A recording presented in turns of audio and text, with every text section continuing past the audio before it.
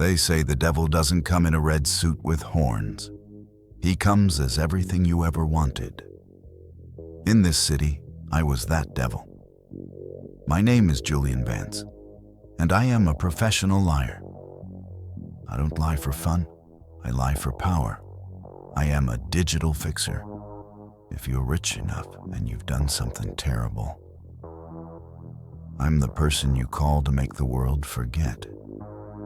I've deleted evidence of murders, erased the financial ruins of thousands, and rewritten histories. I lived in a penthouse that touched the stars, drinking scotch that cost more than a doctor's yearly salary. I thought I was untouchable. I thought the digital world was my kingdom.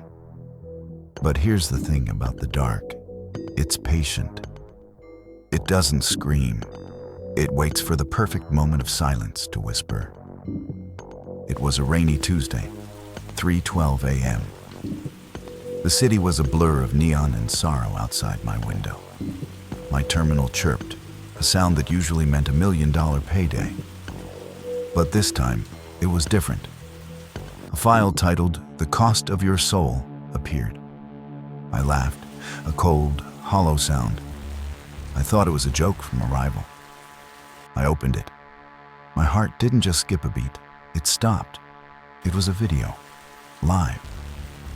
From a camera angle inside my own living room that shouldn't exist. I watched myself on the screen. I saw myself pick up my glass. But on the screen, I didn't drink. The me in the video looked straight into the camera. His eyes weren't mine. They were cold, empty. He spoke, and the audio came through my studio speakers, vibrating in my chest. "Tick-tock, Julian. The bill is due, and you're out of credit." I am a man of logic. I don't believe in ghosts. But as I sat there, the temperature in my climate-controlled penthouse dropped until I could see my own breath. Every screen in my office began to flicker. Thousands of names started scrolling at lightning speed. Names I recognized: Sarah Miller, Marcus Thorne, Elena Rossi. These weren't just names. They were the people I had fixed out of existence. Sarah, the widow whose house I helped a bank steal. Marcus, the whistleblower I framed for embezzlement to protect a corrupt senator. One by one, their faces flashed on my 80-inch monitors. They weren't angry. They looked disappointed.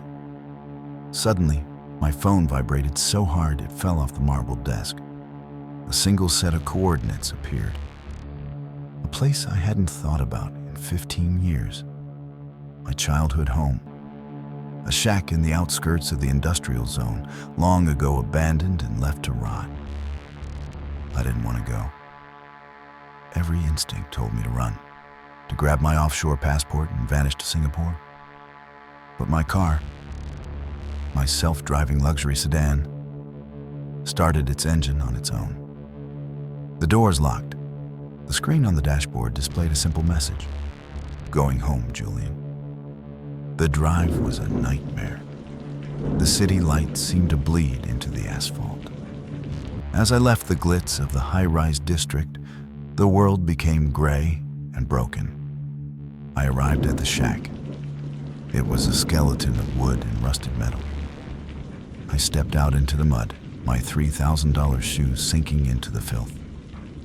I pushed the door open. It didn't creak. It sighed. Inside, the shack was impossible. It was larger on the inside than the outside. The walls were lined, floor to ceiling, with clocks. Thousands of them, each one ticking at a different speed. The noise was deafening, a chaotic heartbeat of 1,000 different lives. In the center of the room stood a desk, my father's desk. And sitting behind it was a figure shrouded in shadow. "You're late," the voice said. It was my voice, exactly my pitch, my accent. "Who are you?" I screamed over the ticking. "Is this a prank? A rival fixer? I'll pay you. Just name your price." The figure stood up and stepped into the dim light of a single, swinging bulb. My knees hit the floor. It was me.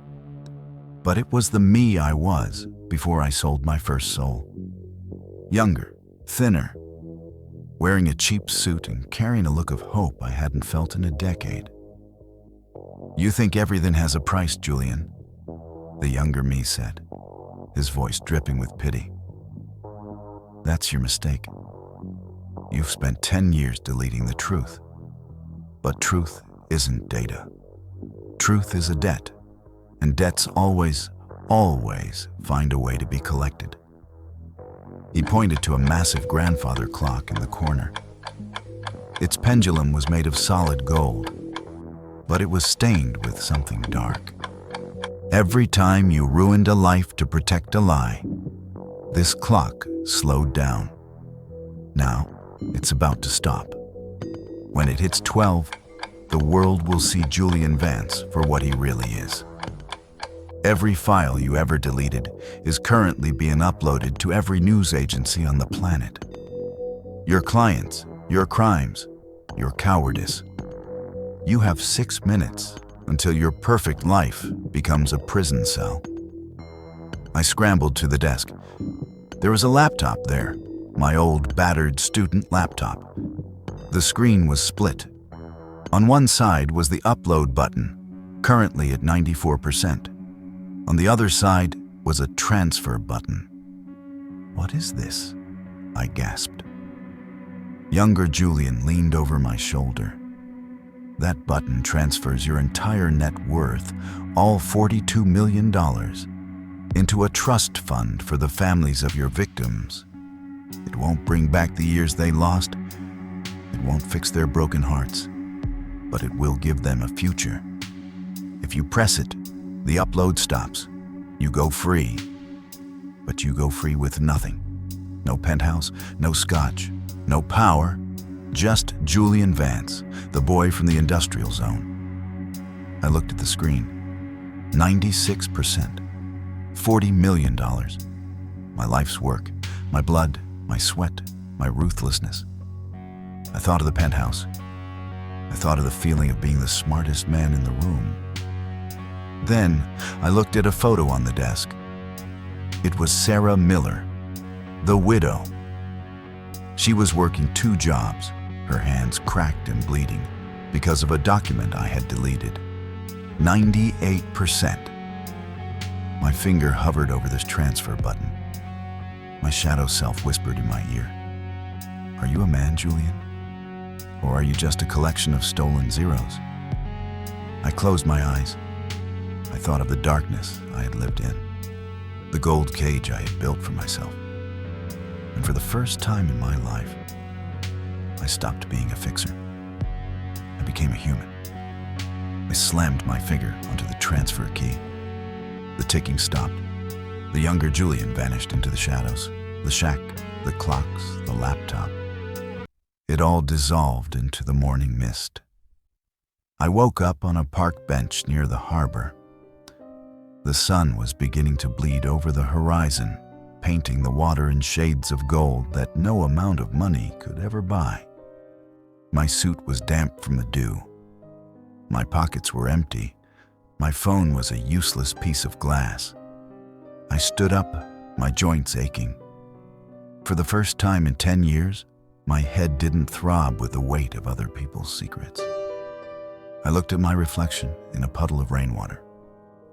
I looked older, tired, broken. But my eyes, they were mine again. I heard a notification from a nearby newsstand. The headline wasn't about a digital fixer. It was about a mysterious anonymous donation that had just saved 1,000 families from eviction. I smiled, a real smile. I walked away from the skyscrapers, away from the glass cages, and into the light. I had nothing left. No money, no home, no reputation.